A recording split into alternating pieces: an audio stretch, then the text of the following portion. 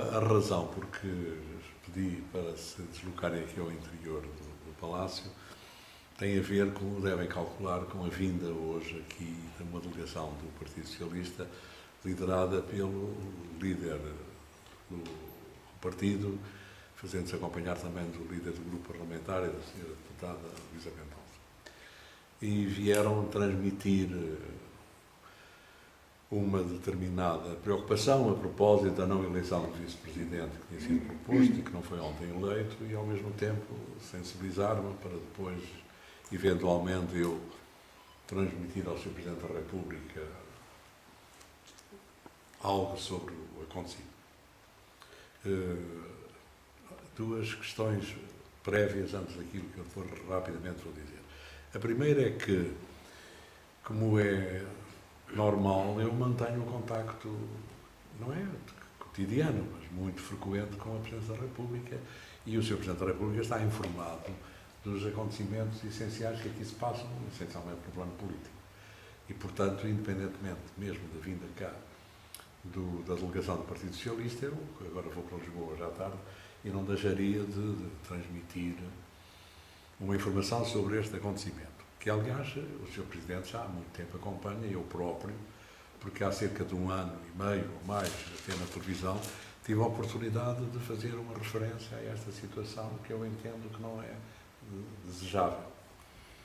Na medida em que a presidência da Assembleia Legislativa é constituída pelo Presidente e por 3 vice-presidentes, depois da revisão do Estatuto em 1999, que foi incluído um 3º vice-presidente a ser proposto pelo maior grupo parlamentar da oposição. Portanto, não é adequado que o 3º vice-presidente não seja eleito, não tenha sido eleito ao longo destes anos. Mas por razões diversas que conhecem, tão bem como eu, essa eleição nunca foi possível e havia a possibilidade dela ontem se ter concretizado, não concretizou, e foi essa a razão por que me vieram transmitir o acontecimento. A segunda questão é que as Assembleias Legislativas, os Parlamentos, quer a Assembleia da República, quer a Assembleia Legislativa, têm alguns princípios que as norteiam, que é o princípio da autorregulação, da auto-organização, da autovinculação. E, portanto, os Parlamentos funcionam praticamente em circuito fechado. Têm que obedecer às regras constitucionais e algumas regras legais, mas, quanto ao pleno da auto-organização e do autofuncionamento, são dependentes das próprias regras internas, nomeadamente regimentais, que aprovam e que depois são ou não são cumpridas desta maneira ou daquela. Ora, posto isto, para significar que a minha intervenção nunca será a de tentar intrometer-me nos assuntos do Parlamento, porque o Parlamento, de harmonia com as regras constitucionais e legais que a enquadram, não pode estar sujeito a intervenções exteriores, e o Presidente da República é a única entidade que tem competência para transmitir mensagens. Eu não disponho dessa competência.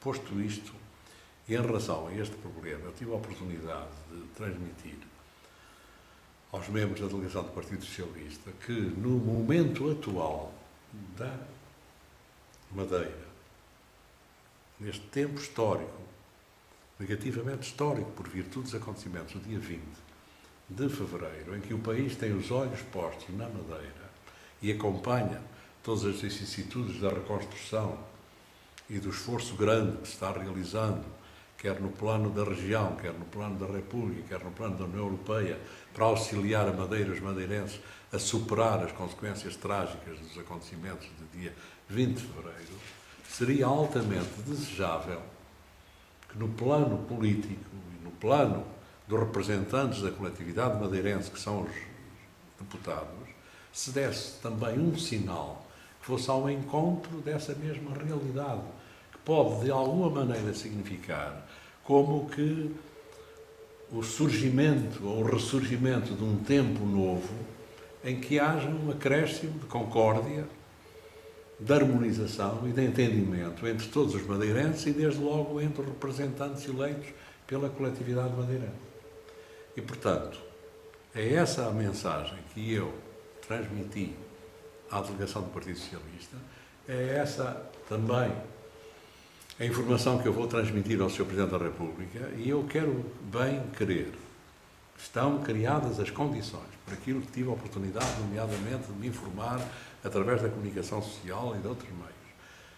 Estão, nomeadamente, que foi dito pelos senhores deputados que aqui vieram, que estão criadas as condições para, a curto prazo, ser superada esta aresta, esta dificuldade, que é uma irregularidade no funcionamento do sistema, porque a presidência da Assembleia é constituída pelo Presidente e por 3 vice-presidentes.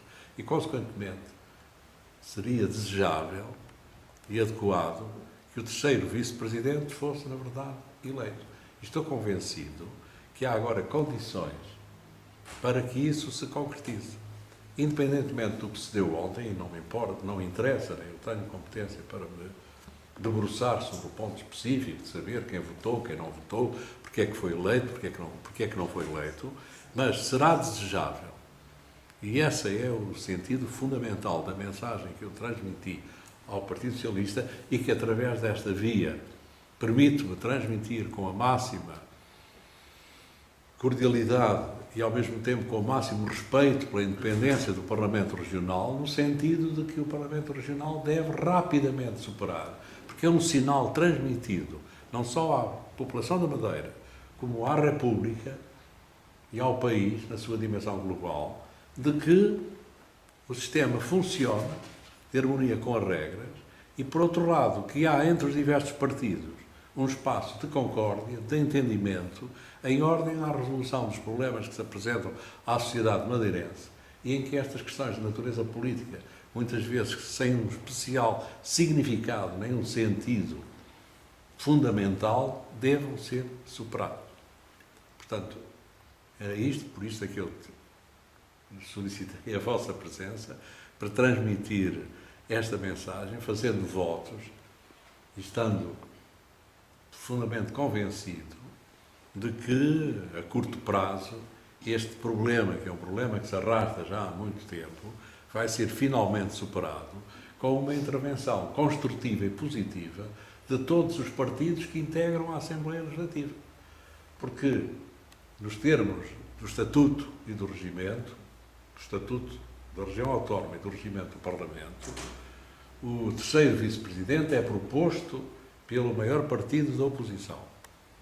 E depois, a eleição dele é uma eleição que deve ser negociada entre todos os partidos, como sucede na Assembleia da República, porque os cargos de eleição parlamentar são, por vezes, cargos que têm alguma dificuldade, desde os juízes do Tribunal Constitucional. O Provedor de Justiça tem presente todos, certamente, o que se passou com a eleição do Provedor de Justiça, um juiz do Tribunal Constitucional, uma juíza que não foi eleita à primeira ronda e que acabou por ser eleita à segunda. Porque os diversos partidos, quando votam por voto secreto, por escrutínio secreto, têm previamente que negociar. E é muito difícil nos parlamentos não haver, dentro do mesmo partido, por vezes podem ter interesse até que haja um determinado elemento desse partido que seja eleito, que haja discordâncias internas. E daí tem de haver uma negociação. Ninguém pede nada a ninguém no plano parlamentar. Todos os deputados têm um estatuto idêntico. Portanto, negociam entre eles em ordem a concretizar a regra que está estatuída no Estatuto e no Regimento e que foi aprovada por todos com consensualidade absoluta em 1999, quando se estabeleceu na segunda revisão do Estatuto que passava a haver 3 vice-presidentes e o 3º era eleito por proposta do grupo parlamentar mais significativo, que neste caso é o Partido Socialista. E era isto que eu vos queria dizer. Agradeço a vossa presença e desejo ao mesmo tempo boa Páscoa a todos. Tem alguma pergunta, complementar? Eu queria lhe perguntar em concreto qual é a sua convicção de que este problema poderá ser resolvido num curto prazo. Ficou com essa convicção de que o problema pode ser resolvido? Tenho essa convicção plena de que, no curto prazo, o problema vai ser superado. Através de que meios? Através dos meios que são os votos dos deputados do Parlamento, em número suficiente para atingirem o quórum ou o nível de votação que é necessário, que é os deputados em igualdade de funções, a maioria absoluta.